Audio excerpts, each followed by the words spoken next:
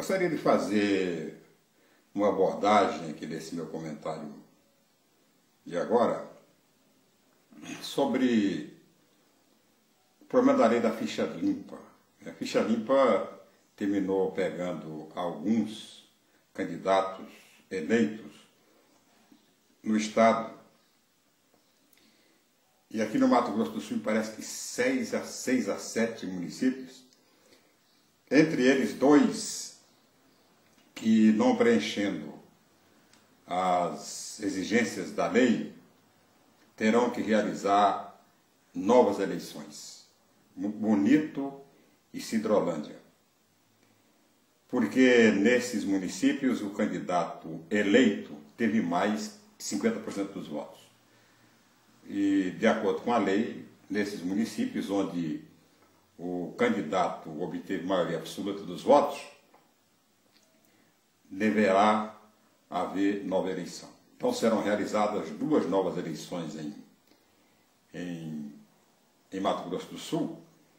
E exatamente, você vê bem as contradições da lei, né?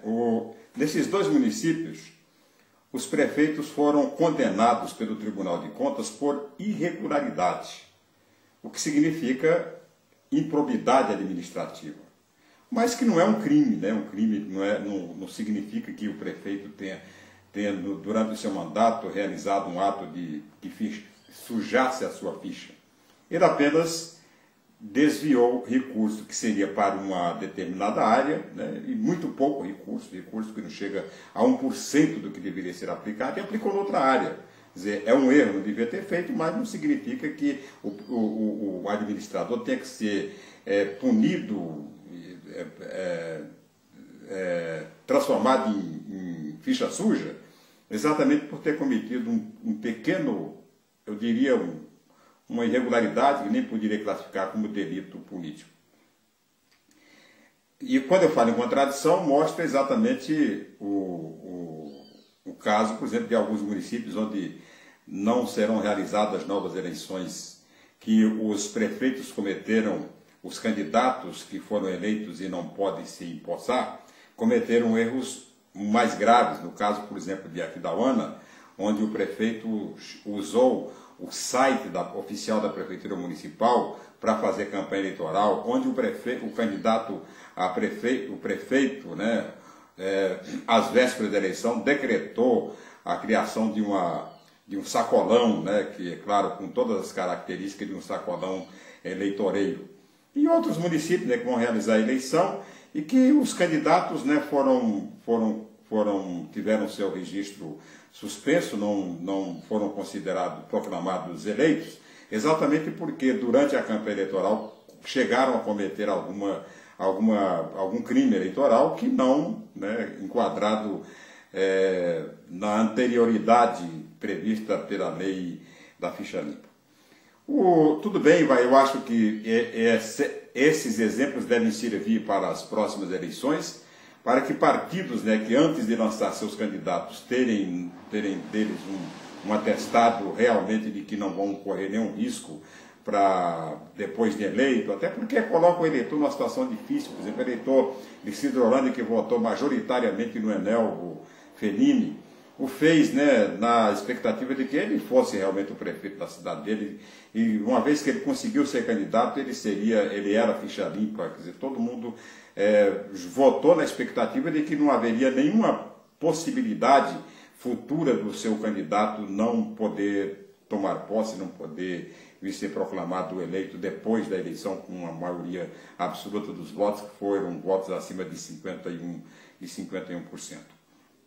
Agora, isso aí, todos esses prefeitos que não puderam assumir, todos eles tinham, se você pegar, né, o mapa daqueles, sobretudo aqueles que foram candidatos à reeleição, se você pegar a lista desses candidatos, você vai perceber que todos eles, principalmente de Aquidauana, o Fausto Suleiman, tiveram um problema com o Ministério Público e com a Câmara Municipal. Passaram praticamente todo o mandato brigando com o Ministério Público e brigando com a Câmara Municipal.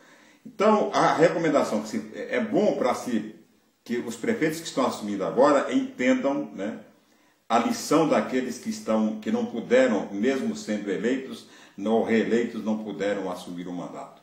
Que a administração pública municipal, o poder executivo, para garantir a governabilidade e para garantir o sossego político depois da eleição, para uma próxima eleição, para não ter dor de cabeça e para não trazer essa frustração ao eleitorado depois, numa próxima eleição, não pode definitivamente se incompatibilizar com o Ministério Público e com a Câmara Municipal. É o exemplo, né, que dá essa lei da ficha limpa, e sobretudo para o prefeito de Campo Grande, que está assumindo agora, o Alcides Bernal, que tem minoria na Câmara Municipal, e a oposição que tem o dobro dos votos que ele precisa para aprovar os seus projetos no Poder Legislativo de Campo Grande. A recomendação de que é preciso, né, fazer todo o esforço possível para assegurar a governabilidade.